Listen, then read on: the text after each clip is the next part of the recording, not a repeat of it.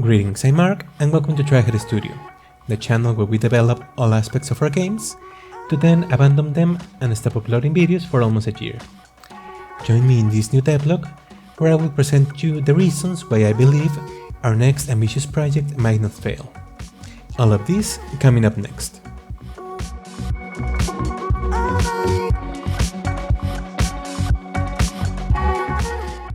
Game development is a really amazing profession. You can conceive the most complex and crazy ideas, structure them within the most irrelevant logics and mechanics, present and share them with everyone, and, as far as I've heard, although I cannot confirm it, there is even people willing to pay you for it. I cannot conceive of any other areas in which we'll be willing to put all our efforts and ambitions, which will be deeply constructive and gratifying, were it not for the slave convenience that has beaten our butts all the way through, which is getting our code working properly. At the moment in which our project begins to take shape, just when they begin to offer some gameplay and interactions through the dozens and dozens of YouTube tutorials that we managed to wrap together and hold with tape and glue, we find that the code structure, cyclical dependencies, execution orders, and the dozens of patches of repetitive and specific code finally begin to crack and fall apart, and with them, any feeling of progress or growth. Added to that, the urgency of uploading advances to YouTube and the hope of generating any income with this effort, always evasive and distant on the horizon, make this task that should be the best profession ever invented something quite frustrating. And well, to this, the solution you'll say is really quite simple. All developers seem to agree that it is best to reduce our scopes, start with simple games, preferably in 2D, with simple mechanics, maybe a platform game or a top-view shooter, master the basic concepts first, and gradually grow with more accessible iterations. And to that I will say, yeah, it seems to make a lot of sense. Start with something within our grasp and expand on it with perseverance, discipline and patience. But nah, this however presents an even bigger problem, which is that already at my 34 years old and with one foot on the grave, I do not have the time to polish 2D mechanics that aren't really part of my ambitions as a developer. And it's not that this game have less merit, quality or creativity. We're not trying to make anyone look bad here. What I meant is that when I think of a game that inspires and motivates me, in something that I long to play and even more invest months and months of work and effort, I imagine the following aspects. A game with exploration in 3D, diverse and interesting scenes, worlds that constantly make you stop and move around the camera in deep contemplation and wonder, with hidden routes and passages that reward the most curious and stimulate the player's imagination. Interactive social events, NPCs with dynamic conversations, opinions and interesting personalities, with development that changes based on your decisions and the results of your actions. Flexible combat, it doesn't have to be a Dark Souls, but a system that allows you to take advantage on mobility, with a variety of weapons to customize your style, which enriches more with practical and not theoretical knowledge. Dynamic missions and objectives, progress through investigation not only around the scene, but also social, with a system that allows you to draw your own conclusions and reward the extra effort. That uses not only dialogue, exploration and combat, but also your inventory when considering events and rewards. This would be a game for which I would gladly be willing to face all the challenges and inconveniences that come from being an indie developer.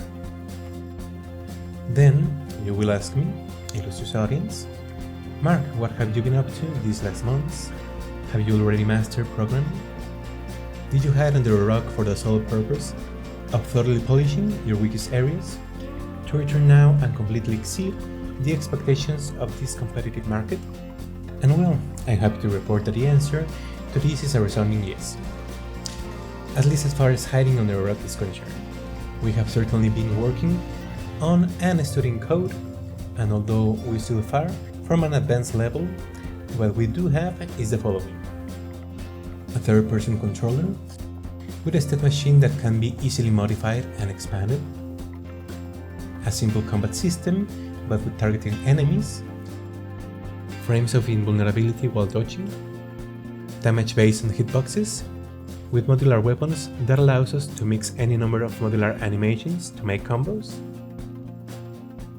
a programmable inventory system that allows us to configure generic, stackable, consumable and equipable items, a saving and loading system accessible from the main and pause menu, and also a branching dialog system based on configurable conditions such as the existence of an item in the inventory, defeated monsters, triggering of colliders, or quest updates.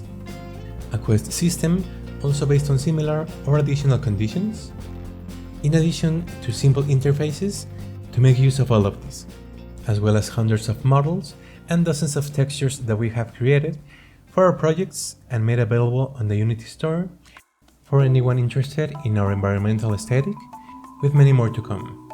You can find the link to the store in the description of the video. So, have we mastered all this code? I would say no, not quite.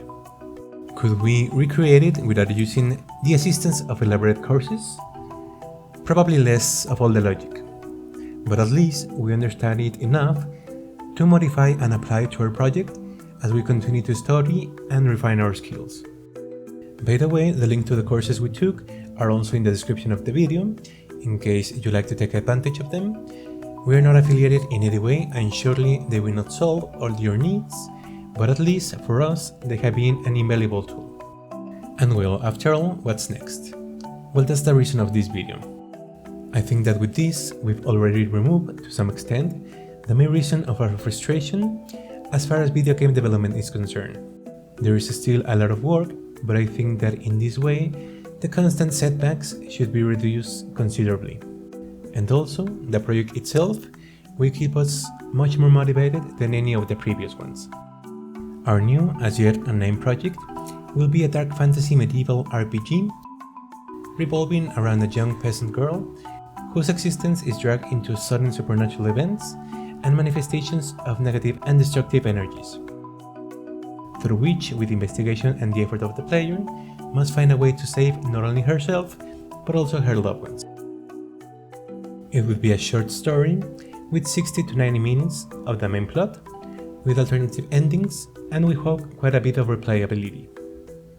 Our goal is to take the project from scratch to the Steam store. The price will depend on the final quality of the product, so we have no idea about that for the moment. But we already started working on the project, and would be very grateful if you decided to get involved and offer any advices or opinions. We will be uploading weekly devlogs again, and also start streaming the process on Twitch Tuesdays and Thursdays to start, from 4 PM to 7 PM Central Time. Link to our channel in the description, so please come and join us. It's gonna be mainly in Spanish, but I also want to try to improve my English this way. I am Mark from Tryhard Studio. Thank you for staying until the end of the video. From now on, you'll be hearing from us a lot more, and in the meantime, I wish you as always a lot of success in your projects, and until next time.